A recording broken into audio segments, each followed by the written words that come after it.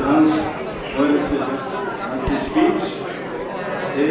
We are going to sit down at the tables, our tables, the same tables, and have some reflections on the morning presentations. You are not going to leave this room. And I will ask you to write down 3 points which you think are important for what you have heard this morning, and hand it over to me before the coffee break.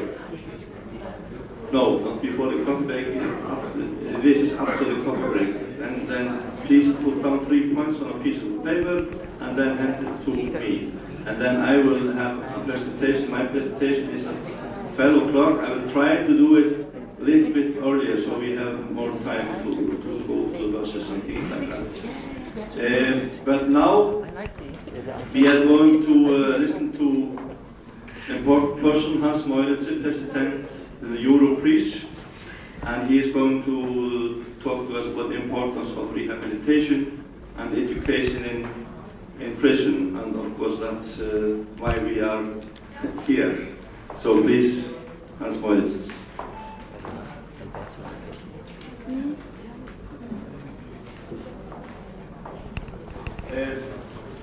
Maybe I will just mention that EPEA has made some kind of contact with Europris, and I think it's very important also.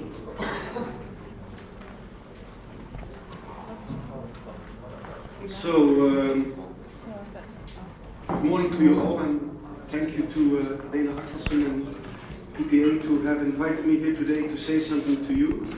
I will first maybe introduce myself. I'm working for 28 years in Belgium in different functions for the Justice Department, and some 10 years ago I was actively involved in all kinds of programs of education and for prisoners and for prison staff.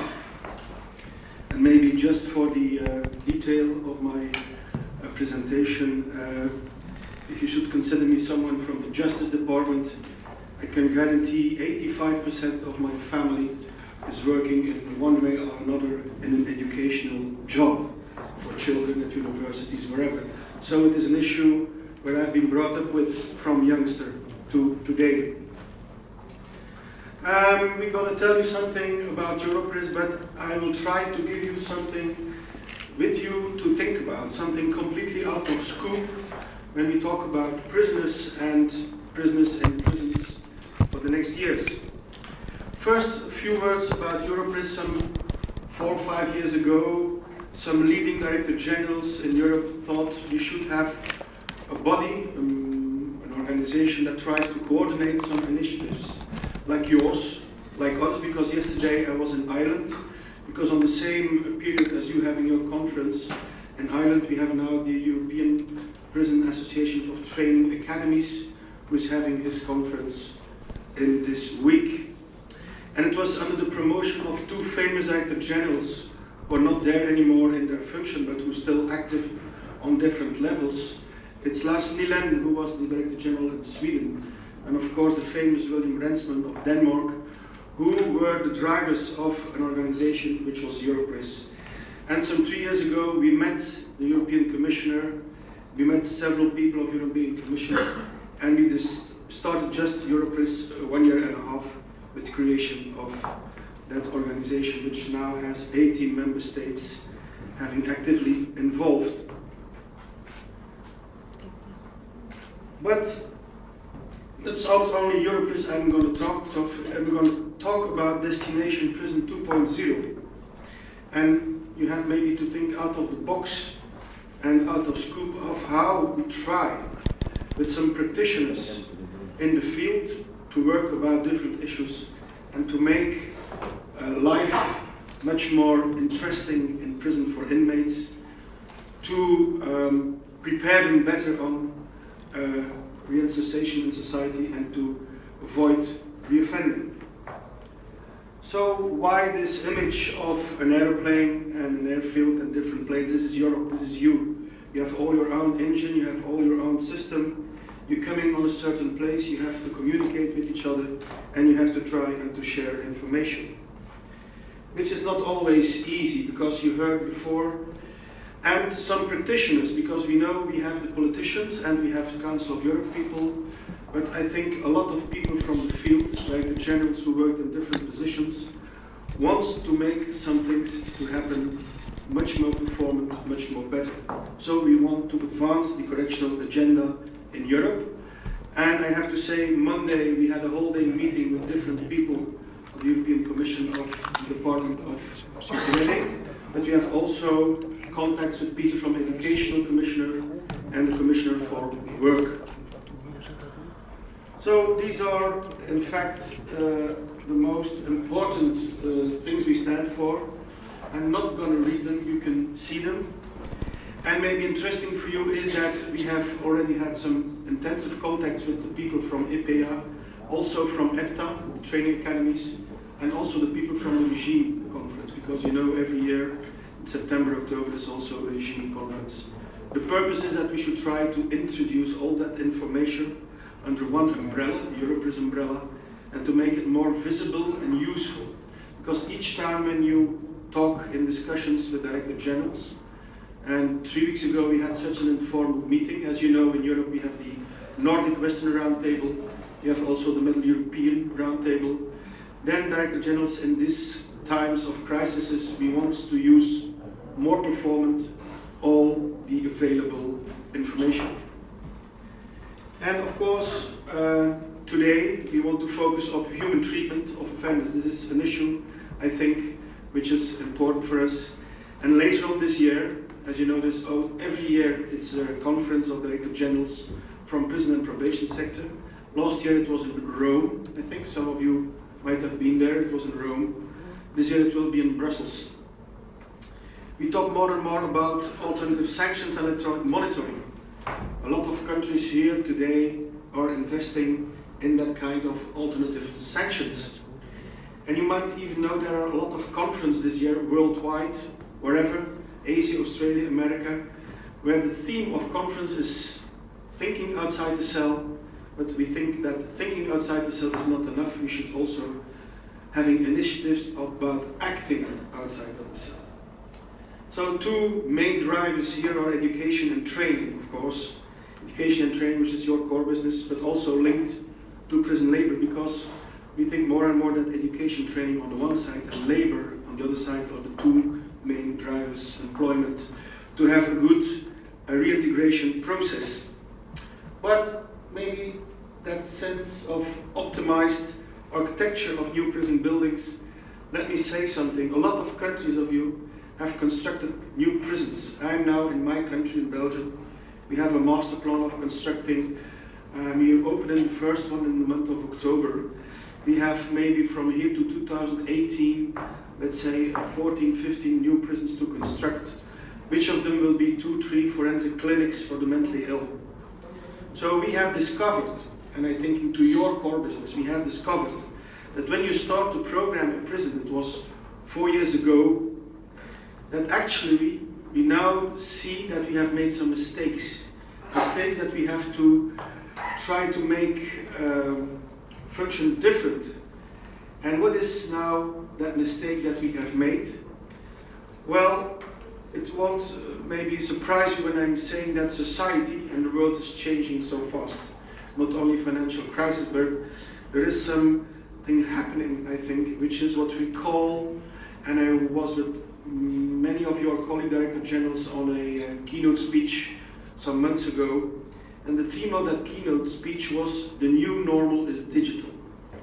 The new normal is digital.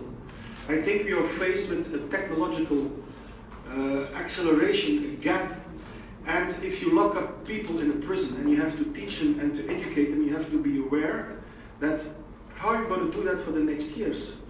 Because that technological gap, that digital evolution is so fast. Maybe some of you, I have 2 grandchildren, 2 grandsons. One very young is only 1 year, and I have a second one who is 3 years and 4 months. When I look to my grandson, when he's using my iPad, he can't read, he can't write, but he can use an iPad. And it's amazing to see how he's organizing his small little life with that iPad and how he's learning. He's only 3 years and 4 months old. And then he's always so, with his big heart, and he said, look, Granddad, what I can do. So maybe you should have that image in your head when I'm telling you something today, because architecture of prisons is so important when you want to do your job. So, the question is that we today have to ask ourselves, are we ready? Are we ready with the internal communication between teacher and prison governor, between teacher and inmate, external, different service actors? We are more and more working in what I call a multifunctional agency structured environment. We have to collaborate with different actors, magistrates more and more, other people. And of course it's exchange of information in the environment of prisons. We have to be sure that it's all safe, that it's controlled.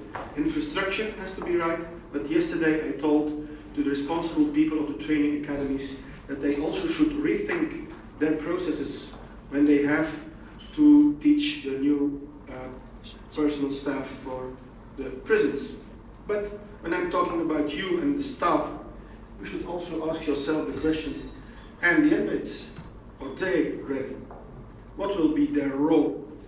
Because more and more we are convinced, but not the majority, but a leading number of director generals, that, let's say, half of the prison population is able to have some autonomy in organizing their daily lives in prisons.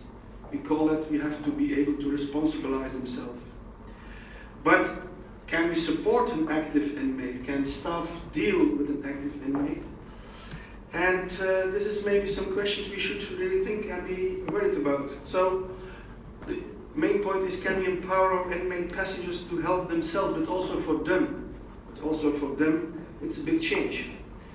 Because I will tell about it later, because I'm going to open 3 prisons between November and May next year. And they will be foreseen from the highest newest technology, we call it Prison Cloud.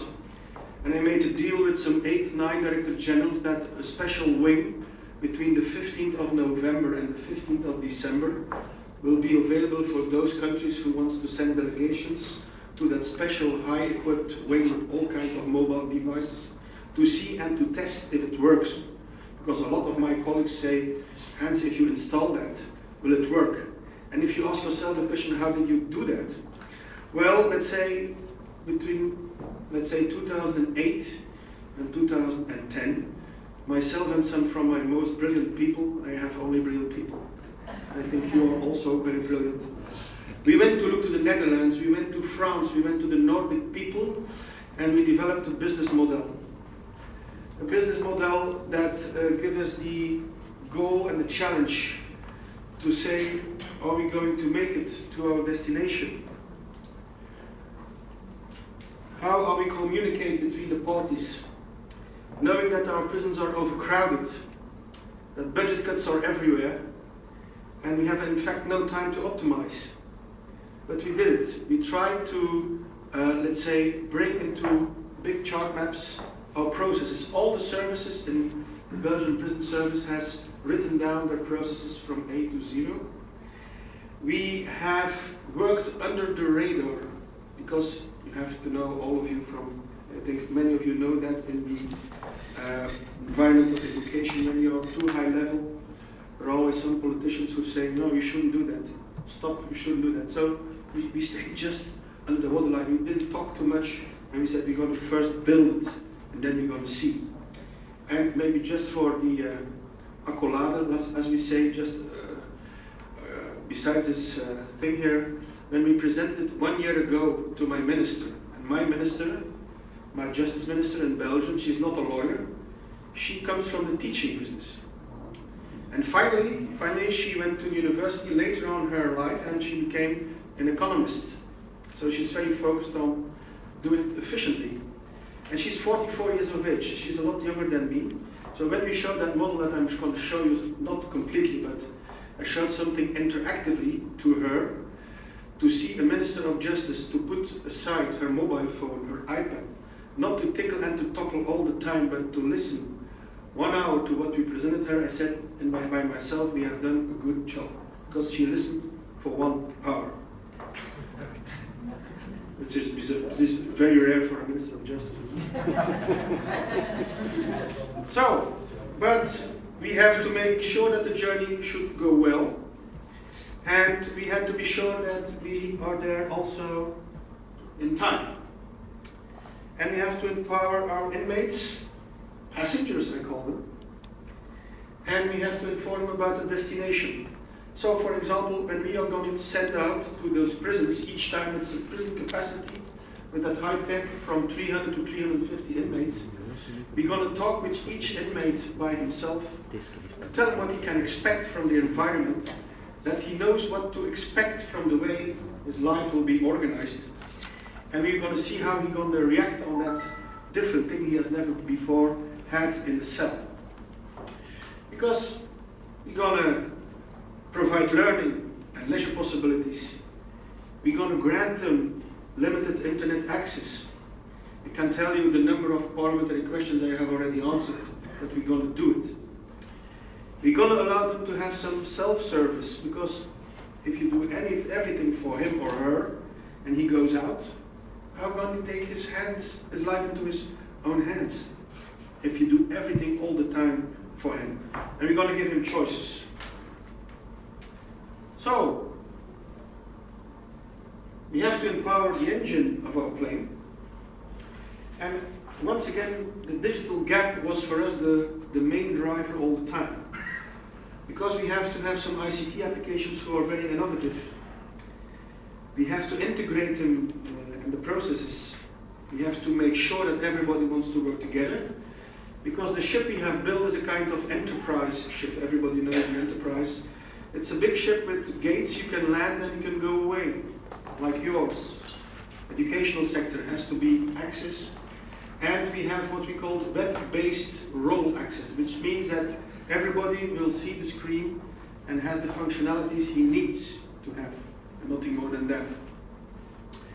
And one of the things that is, for me, very surprising, it's really surprising, because when we have constructed that new technology, and I say if it's Belgian technology, I do not agree, because a lot of ideas came from different European countries, like I said before, France, the Nordic countries, the Netherlands. My head of ICT, who normally is really someone who is also very interested and couldn't come today, he took the courage to introduce our model in what you have every year, like you have the awards in the film industry, what's called the Oscars. You have something like Oscars for ICT. And this year, this Oscar Academy for ICT is in India. So we introduced ourselves, our business model, with 264 other, let's say, organizations who tried to have a prize. We survived the first round, we survived the second round, we survived the third and the fourth round, and yesterday we got a mail that that business model has been chosen in the last three, which means that we think we have a strong thing to show to Europe and to different prison organizations. And even if we lose it, well, a bronze or a silver medal is also good enough, but that's not why we have done it. We just wanted to test it, because some big specialists from over the world, from different continents, have the opportunity to look at. And the most important thing is, maybe some of you know that word, business intelligence. Under the driving force from the new Director General from Sweden, Niels Öberg, we have decided to develop more, let's say, initiatives in Europe about business intelligence, let's say, to forecast what are the needs for the next years on different levels, on education, on capacity, on labor for inmates. So, I'm going to show you 4 essential, let's say, values about how we think we should work. Information is control, obviously, in a prison environment. It's always safety, and safety works for me in both ways, dynamic. It's for the inmates and it's for the staff, it's for other people. It has to be contributing to efficiency, and last thing, it has to contribute to empowerment. So control, I'm going to go fast through that because it's on different levels, like I said, local, national, European. And those last three are main objectives for the European Commission. Some of you must be aware that there are three framework decisions. The framework decision, the first one was on pre-trial, the second one was on detention, and now the last one is on probation. And those three framework decisions are what we call in our vocabulary, what we call the detention planning of an inmate. Council of Europe, European Commission is very much aware that there are needs for an inmate from day one when he is in prison. He should be taken care of about every aspect of his life. So, it's also safety, of course, and you can see there what does it mean, safety.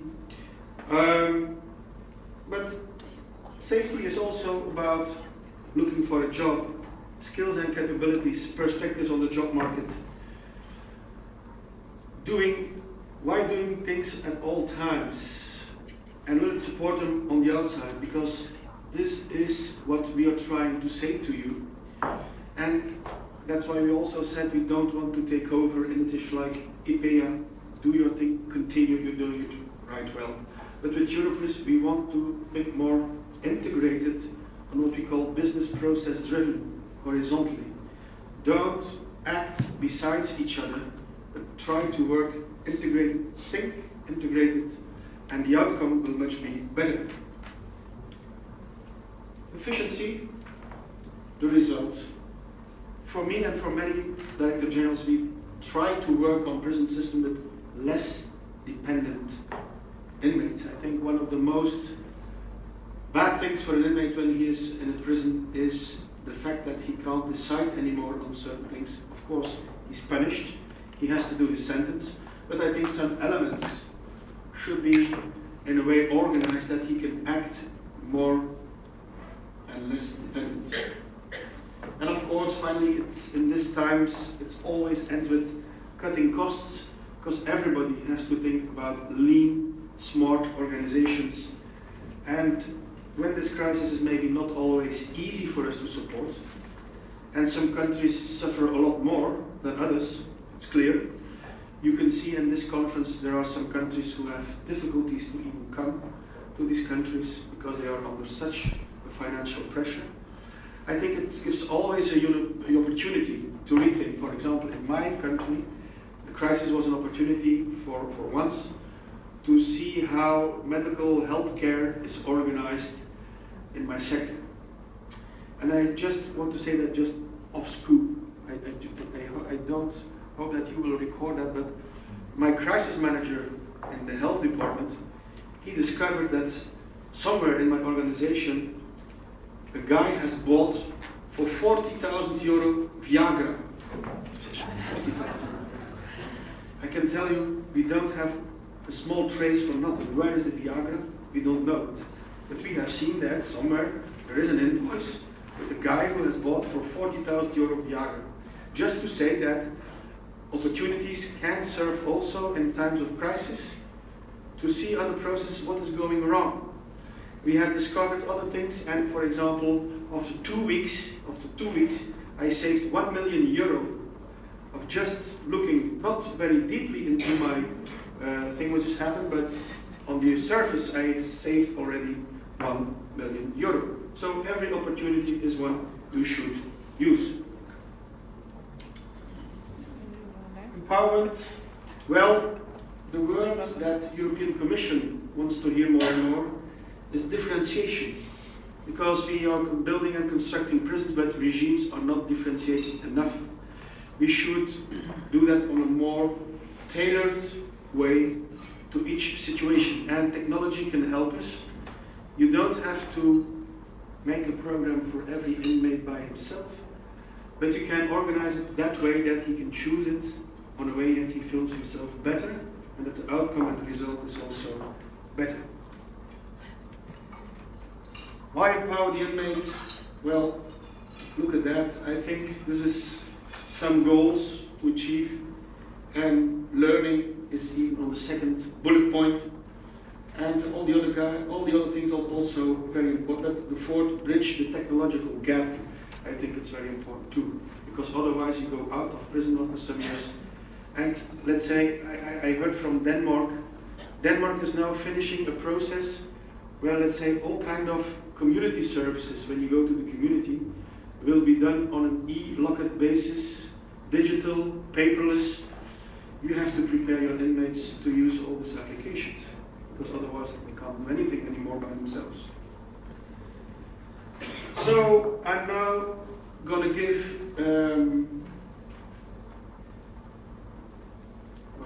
common challenges, smart prison, I told it, lean management, smart prisons. The journey is as important as the destination.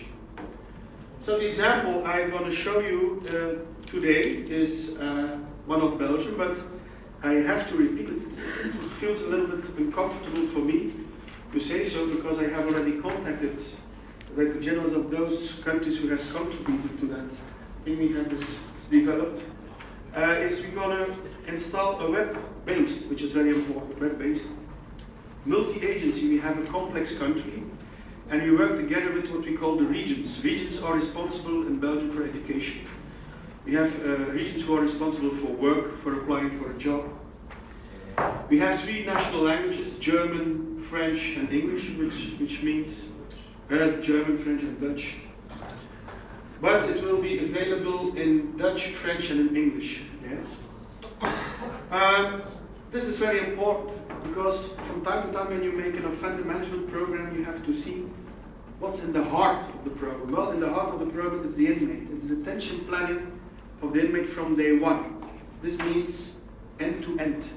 From the first day that someone has been picked up by a police intervention team, towards the day he has been released out of prison, it has to be end-to-end. This information should be available on each level that someone needs to have.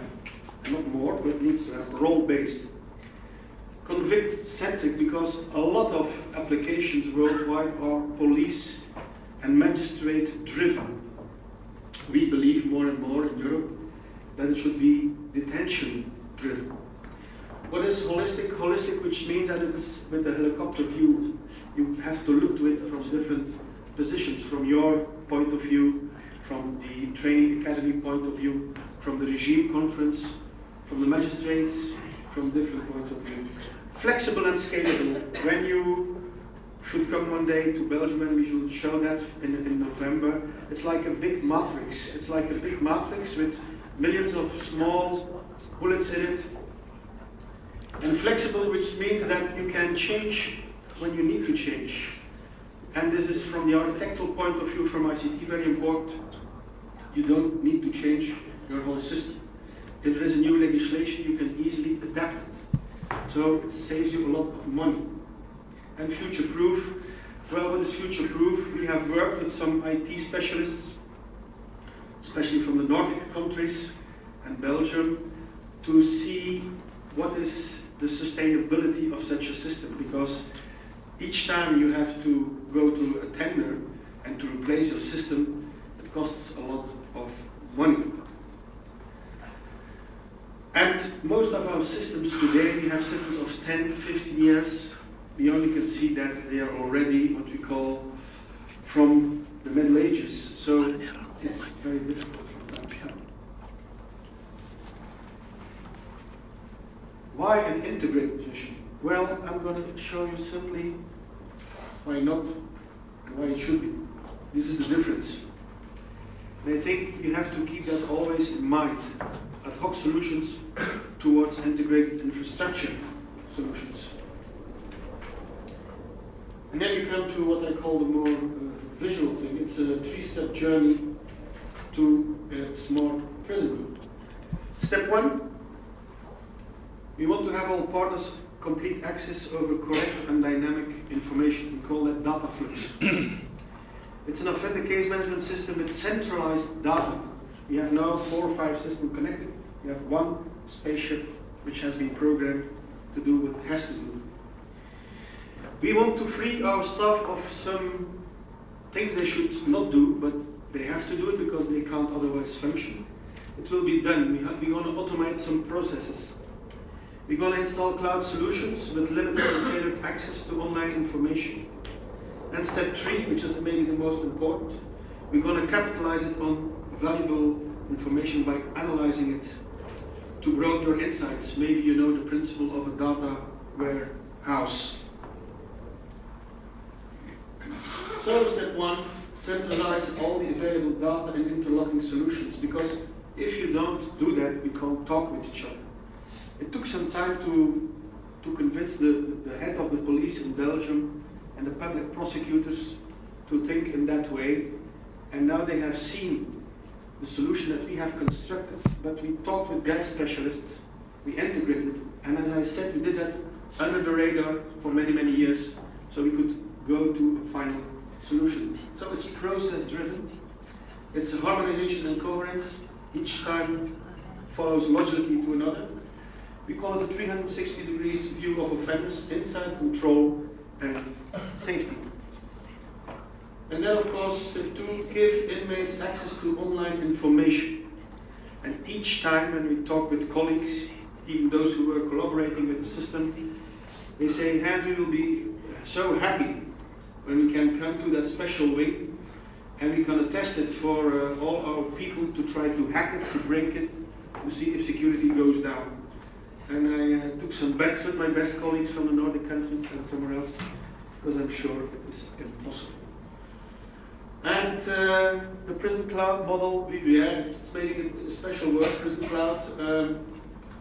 This is the thing that we're going to offer. This is really the heart of the prison cloud model, and it's also linked to your business. You see there are 6 kind of possibilities from prison life. They will have access on a television which is in their cell. You see what are the regulations, the menus. They can do shopping, they can do their finances, they enter finance account from inmate. They have the internet access. They have access to religious broadcast. They can order their visits if they want to make their visits to happen more performant. They can do it, and they have telephone. Education and training, the e-learning, the library and the job search will be available, complete. Welfare and healthcare also. It's also important for prison industries. They will be able to apply for a job themselves. Now you have to fill in a little note. You have to give it to the prison officer have to give it to the wing manager has to give it to the technical, the working officer. We're going to streamline all those processes. We have even found software companies who had done some profiling on some of my inmates, and they could be able to develop even software. The legal point of view, of course, is very interesting for us, because you can read your own file online in your cell. You have the possibility to order a contact with your lawyer, to ask for an interrogation by a police officer. It's all things you can do. And also the leisure, the video on demand, music, video games is also possible. So this is the way you're going in Belgium. This is the way I know that some countries also think to install. And what are the 3 main principles here? It has to be very secure, control and monitoring. We're going to introduce mobile devices for wing managers, for teachers, to streamline their life into prison. And it's quite easy because it's visually process driven. So step 3, we're going to capitalize on decentralized data with business intelligence. We're going to have dashboards about how we perform. We can create true insights and certain patterns to predict, because we think we have to act more proactively. And when decisions are made and you have to defend yourself in Parliament, you can justify it, you can inform members of Parliament on a better way. There is even a 4th step. Even for us, this is a little bit more future. We're gonna might have biometric tools.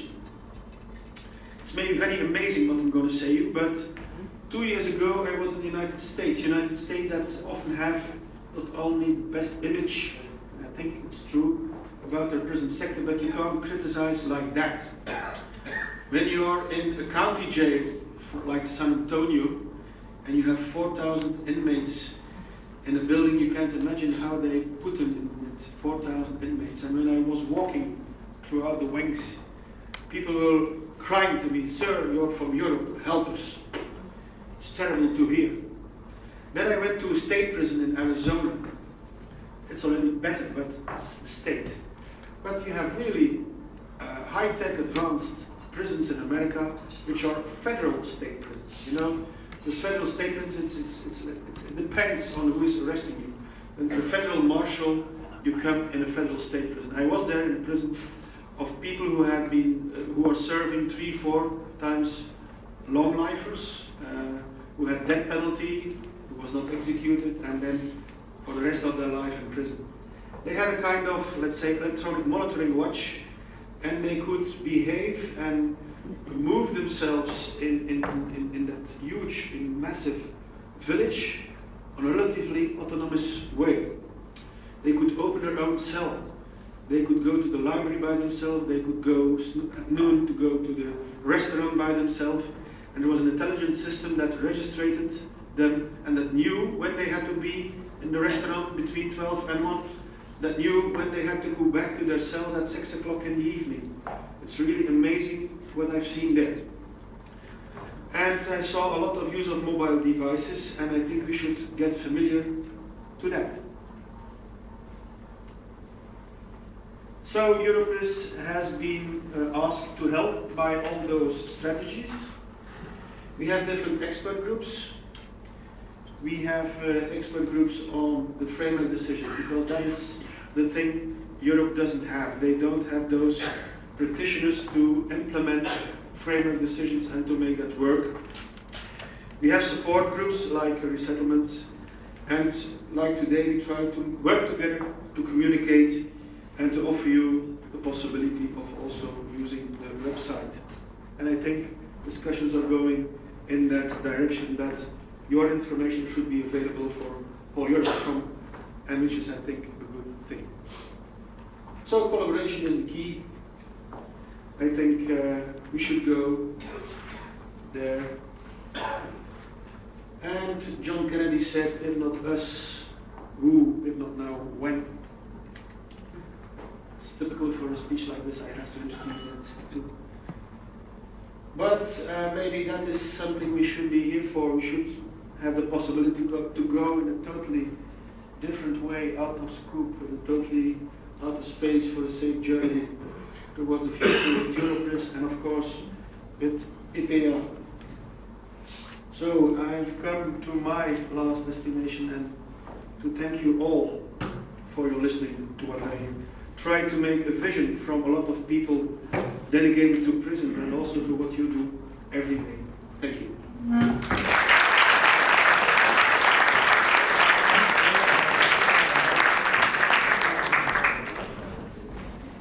Thank you very much. It was very